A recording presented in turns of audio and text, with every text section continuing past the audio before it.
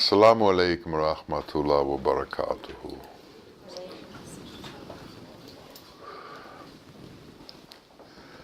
The world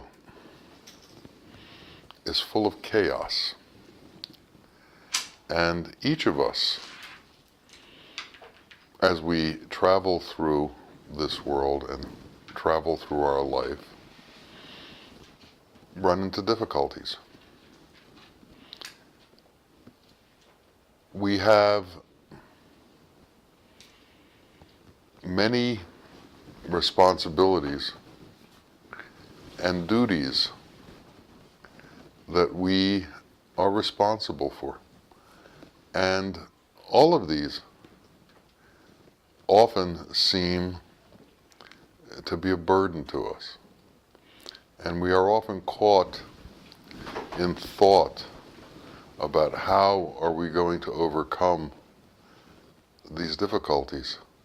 How are we going to overcome these burdens? What is the way out of our situation? When we begin that kind of thought process, and when we go into a situation where we begin to have difficulty with our life and begin to worry about it, one of the things that we've done is we've blocked Allah out of our existence. We've blocked God out of our existence.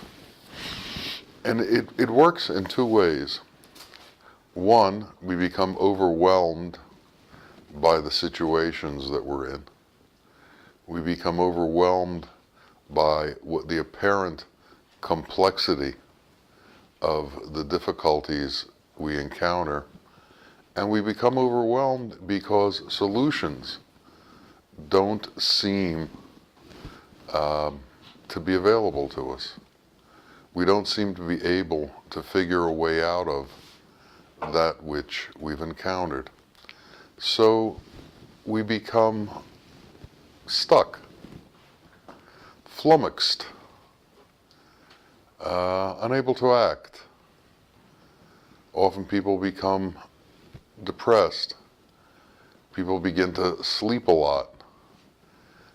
People begin to be caught in their mood, and their mood doesn't lift. Now, this situation, by its very nature, gives you a certain sense of hopelessness. But it is within your hopelessness that you will find God. Because if you truly understand the solution to your problem, if you truly look for the solution to your problem, two things should happen. One, you should recognize that there comes a point in situations where you are helpless. You can't do any more than you have done in order to resolve the situation, and situation resolutions are no longer coming to you and don't seem to be available to you. So if you continue to look, then who can you turn to? Who's left to turn to after you've gone through everything you know in this world? Well, the only one left is Allah. The only one left is God. And once you make that turn, the light enters into your being. The light enters into your situation. The light overwhelms you and changes you. So out of your despair comes your finding Allah. So when you're in despair, realize that the despair has been given to you so that you can turn towards God, because He is the solution.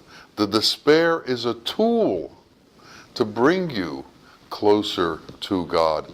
And in bringing yourself closer to God, not only do you end the despair that you've been involved in, but now Allah is open to you. God is open to you. And the relationship between you and God becomes opened up. So, all of a sudden, all of the difficulties that seemed to burden you disappear. Why? Because now you know you have the assistance of the great assister. You have the assistance of the great giver. You have the assistance of the all-powerful. And nothing is beyond his capabilities. And you also begin to learn that what is the key to bringing this into focus is true faith and true belief that things will be resolved by God for you if you allow it to occur. And if you get out of the way and let him do it. Somebody asked me yesterday if I talked to my teacher. And the answer was kind of simple. Yes. And I talk to God. Yes. We should have a conversation with our teacher and with God. Even though they are not with us physically, they are with us. And it's in this belief system that they are with us that we are able to communicate with them, and they communicate with us and allow us to move through this world in an easier way. Our teacher told us when he was about to pass that when he is gone, he will be able to do more in this world than while he was in his physically manifest body. And that's because now he's everywhere. And we are with him everywhere. And we are with Allah everywhere. And Allah is with us everywhere. And we should know, no matter how difficult the situation is, he is there with us. And the only time that he is not there with us is when we create veils that make us unable to understand or see or know or have faith that he is with us. But that doesn't mean he left. It just means we didn't have the faith to comprehend his closeness. And when that faith returns, and when we see again that closeness returns to us, even though it was always there. So, Allah is always here. He is always here with each of us. He is always available to all of us. And the only reason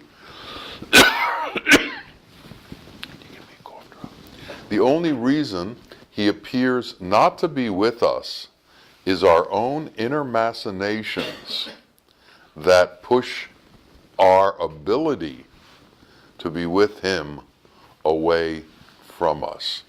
But that doesn't mean he is away from us. And he will come back to us when we allow him. But he is waiting to come back.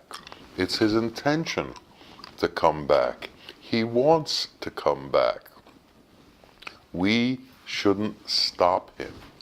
But we should also understand that when we aren't cognizant, when our faith is low, it's our doing It's not his doing. And a change has to come in us. He's always solid. He's always there. He's always available. We have to become available to him. So our practices have to be that we don't lose consciousness of his closeness to us. And Satan's work is to make us believe that we are in a state of hopelessness. Satan's work is to make us believe that there are no solutions to our problems. Satan's work is to keep us in a conversation with him about how impossible things are. In truth, when we turn and believe that all things are possible, all things become possible. It's only when we don't believe that things become impossible. I have watched situations that seemed absolutely hopeless turn on a dime and resolve themselves without any interference on by me on my behalf at all. And this is the miracle of faith. Things resolve without effort. They resolve on Allah's will. But your effort is involved in faith. Your effort is involved in staying positive. Your effort is involved in believing that these situations will be resolved.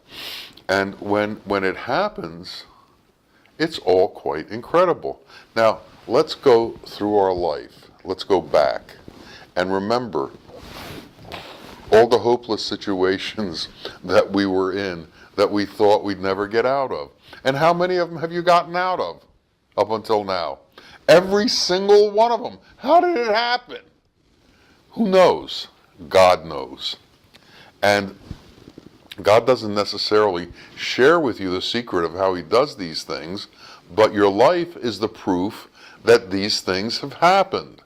So we need to have the faith that these things will continue to happen for us. And if you can stay in that state of faith, in that state of appreciation, in that state of gratitude towards God for what he is doing and has done for you, then these hopeless situations won't occur again, because you've shifted your state.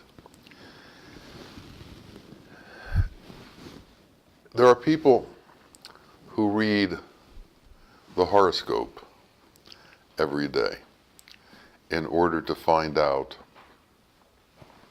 what the influence of the stars will be on them for that day, or that week, or that month, or that year. If you are attached to your physical body, you will be under the influence of the stars for that day, and that month, and that year. And it makes some sense to read the horoscope.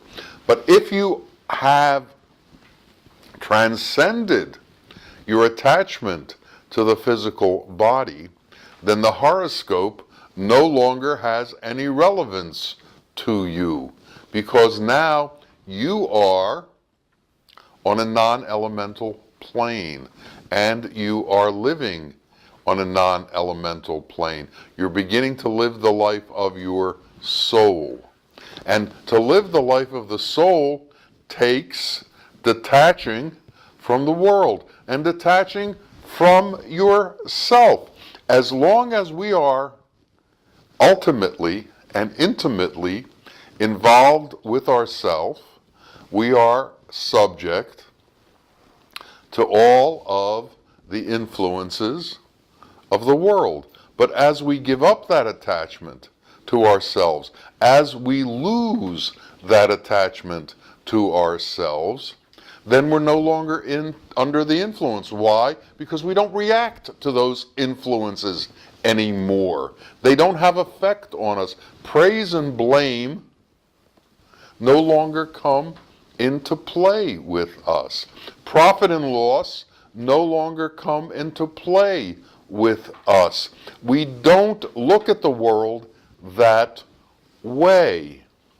Joy and sorrow from the world no longer come into play with us because we don't look in the world that way. If you've transcended the material plane, then you've transcended praise and blame. You've transcended joy and sorrow. You've transcended all of the influences that the world has on you. You've transcended fall, winter, summer, and spring. You've transcended the constant change and flux that goes on in the world. Inshallah, you'll transcend death. You'll go beyond the ability of the world to claim you because you are no longer claimable because you don't exist on the elemental plane. So the world can't take you. The world can't play with you. Its chaos is not your chaos. It doesn't belong to you, nor do you want it to belong to you. You're not looking to be enriched by it. You're not looking to get anything out of it. But as long as we are in the world in order to make a claim of the world, in order to put our stake into ground and say, this is mine, then everything that the world does is going to affect us. And all of the things that affect the elemental aspects of the world are going to affect us. We'll be subject to the internal hurricanes, the internal volcanoes, the internal tornadoes, and the internal tsunamis, the same way that we're affected by the external hurricanes, volcanoes, tornadoes, and tsunamis. We are passing through. We need to realize we are passing through. And as travelers, as pilgrims, we need to carry a very light load. Because if you carry a heavy load, you're not going to get very far. It's going to weigh you down. My friends don't treat me like they used to since I laid my burdens down. Why? Because misery loves company. And if you lay your burdens down, you've left your misery behind you. And all of the miserable ones can't understand. So understand the true nature of this existence. Understand the true nature of this life. Understand the journey that we are going through, and understand where we are going to at the end of this journey and what is necessary to sustain us at the end of this journey. And what you'll find, if you look closely, is that the only things that you can take with you at the end of this journey are the non-elemental things that you've given away. If you give love away, that will come with you. If you've given mercy away, that will stay with you. If you've given compassion away, that will stay with you. If you've given generosity, that will stay with you. None of the gold, none of the wealth, none of the fame of this world will come with you. All it will do is be a burden to you in the next portion of this journey. So we have to give up the world, and we have to obtain that which cannot be seen, because we're going to a place that is without elemental form, and we need to become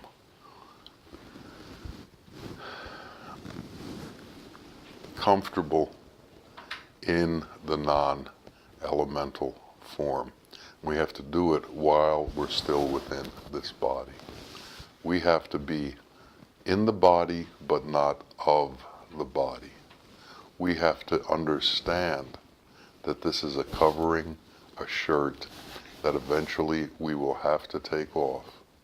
And we have to be ready for what it's like without the shirt. If we're so attached to the world that we can't take this shirt off, we're in difficulty. So begin to prepare. And begin to prepare by turning towards God. Begin to prepare by giving up our attachments. Begin to prepare by understanding that at all time there is great joy in this existence. That joy is in God, and that God is available to us, and He never turns from us. And if we can keep that focus and that faith, then we can dance through this life. Hafiz said, if you get a chance to vote, vote for dancing. And we should all understand that. We should all understand that in the joy of letting go of everything, where you can just spring through the world, there is a point where you will spring directly towards your Lord and find your encounter and your connection to Him. So let us become light. Let us become able to float. Let us be the ones who are able to take that jump. You ever see Tigger as he jumps around on his tail? He doesn't have a care in the world. We need to be like these children's characters who don't have cares in the world. It's within the innocence of a child that the truth of Allah's perfection is seen. May we all see it. Ameen. Ameen. Ya Rabbil Alameen. Assalamu alaikum rahmatullahi wa barakatuh.